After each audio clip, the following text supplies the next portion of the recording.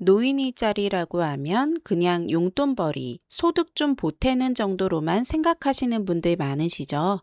그런데 최근 발표된 자료와 이번 주 새로 올라온 공고들을 함께 보면 이 생각을 완전히 바꾸셔야 할 것 같습니다. 안녕하세요. 어르신 정보TV입니다. 오늘은 보건복지부가 발표한 노인 일자리 성과 자료와 이번 주 실제로 새로 올라온 채용 공고를 함께 분석해서 지금 노인 일자리 시장이 어떤 흐름으로 가고 있는지 전해드리겠습니다. 먼저 정부 발표부터 보겠습니다. 보건복지부는 8월 12일 노인 역량 활용 선도 모델 사업 가운데 10개 사업을 골라서 1년간 어떤 성과를 냈는지 외부 전문기관에 맡겨 객관적으로 측정한 결과를 발표했습니다. 숫자로 먼저 보면 이렇습니다. 10개 사업에 투입된 예산은 약 55억 원. 그런데 이 사업들이 만들어낸 사회적 가치는 71억 원을 넘습니다.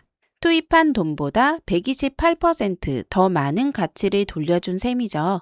쉽게 말하면 1억 원을 투자했더니 1억 2,800만 원어치의 사회적 효과가 나온 겁니다. 많은 어르신들이 실제로 일자리를 얻으셨습니다. 지금까지 노인 일자리는 어르신께 용돈 드리는 사업 정도로 인식되는 경우가 많았습니다. 하지만 이번 발표는 노인 일자리가 돌봄, 환경, 지역사회 문제까지 실질적으로 해결하고 있다는 걸 숫자로 증명했다는 데 의미가 있습니다. 이건 단순한 홍보용 발표가 아니라 앞으로 정부가 이런 유형의 일자리를 더 확대하겠다는 신호로 읽어야 합니다. 성과를 나눠보면 흐름이 명확합니다.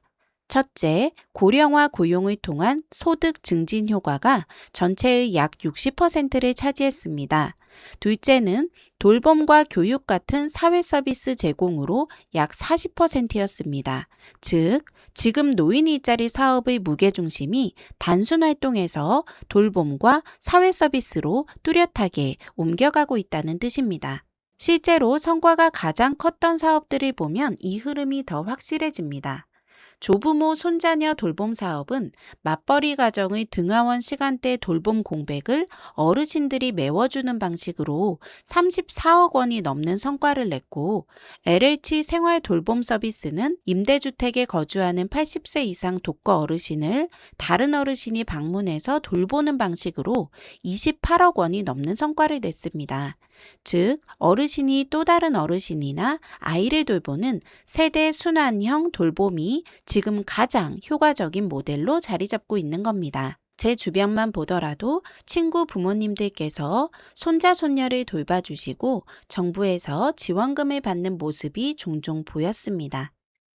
효율성 측면에서는 조금 다른 사례도 눈에 띕니다. 농촌 지역 다문화 가정에 한국 음식을 전수하는 시니어 손맛 지킴이 사업은 투입 대비 287%라는 압도적인 효율을 보였고, 버려지는 커피 찌꺼기로 탈취제를 만들어 취약계층에 나눠주는 커피박 재활용 사업도 177%의 효용을 기록했습니다. 이런 사업들은 규모는 작지만 어르신의 경험과 손기술이 그대로 자원으로 순환되는 구조라서 투입 대비 효과가 특히 좋다는 게 전문가들의 분석입니다. 정리하면 이렇습니다. 돌봄 경험이 있으신 분, 아이를 키워보신 분, 요리나 손재주에 자신 있는 분이라면 앞으로 이런 유형의 사업이 더 늘어날 가능성이 높다는 점을 눈여겨보시면 좋겠습니다.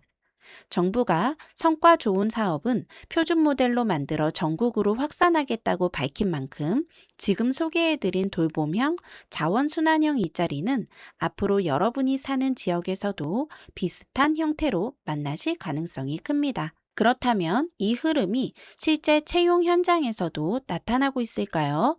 이번 주 대구 쪽에 새로 올라온 실제 공고를 함께 살펴보겠습니다. 대구 남구와 달서구에서 요양센터 조리원, 주간보호센터 시니어 인턴, 어린이집 운전기사, 외식업 조리보조, 섬유 임가공 단순제조까지 여러 공고들이 확인됐습니다.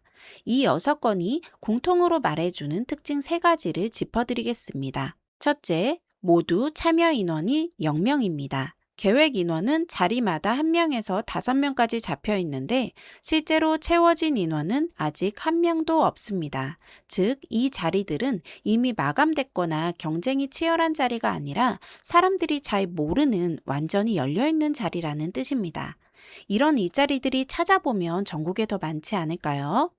둘째, 모집 기간이 두 갈래로 뚜렷하게 나뉩니다. 어떤 곳은 1월부터 12월까지 사실상 1년 내내 상시로 사람을 구하고 있습니다. 반면 어떤 공고에서는 8월 7일부터 8월 31일까지 9월 30일까지로 모집 기간이 짧습니다. 상시 모집은 구조적으로 인력이 계속 부족한 자리이고, 단기 모집은 특정 시점에 급하게 자리가 빈 경우입니다. 후자는 지금 놓치면 빠르게 마감될 수 있으니 관심 있으신 분들은 서두르시는 게 좋습니다. 셋째, 채용 주체가 대형 공공기관이 아니라 동네 소규모 사업장이라는 점입니다. 요양센터, 주간보호센터, 어린이집, 외식업체, 임가공업체까지 전부 우리 동네에 있는 작은 사업장들입니다. 이는 시니어 클럽 같은 기관이 이런 동네 사업장들의 인력난과 어르신을 이어주는 중간다리 역할을 하고 있다는 걸 보여줍니다. 노인 일자리가 큰 공공사업 몇 개에 집중된 게 아니라 우리 동네 곳곳의 작은 인력 공백을 촘촘하게 메워가고 있다는 뜻이죠. 참고로 여러 건들 중 조리 관련 직종도 있었는데요. 요양 보육시설이 급식을 자체 운영하면서 조리 인력 수요가 꾸준히 발생하고 있다는 것도 함께 확인할 수 있었습니다. 정리하면 정부 발표가 보여준 돌봄 중심 확대라는 큰 그림과 이번 주 실제 공고가 보여준 동네 단위의 촘촘한 인력 매칭이라는 현장의 모습이 서로 다른 층위에서 같은 방향을 가리키고 있다고 볼 수 있습니다. 오늘 내용 다시 한번 정리해 볼게요. 정부 발표는 노인 일자리가 돌봄과 사회 서비스 중심으로 확대되며 71억 원이 넘는 사회적 가치를 만들어내고 있다는 걸 보여줬고, 이번 주 실제 공고는 아직 아무도 채우지 않은 빈 자리들이 우리 동네 곳곳에 실제로 존재한다는 걸 확인시켜 줬습니다. 노인 일자리는 정해진 시기에만 반짝 모집하는 게 아니라 이렇게 매주 새로운 형태로 계속 만들어지고 있다는 점 꼭 기억해 두시면 좋겠습니다. 앞으로도 이런 흐름, 어르신 정보TV가 놓치지 않고 꾸준히 전해드리겠습니다. 내용이 도움되셨다면 좋아요와 구독, 주변에도 공유해 주세요.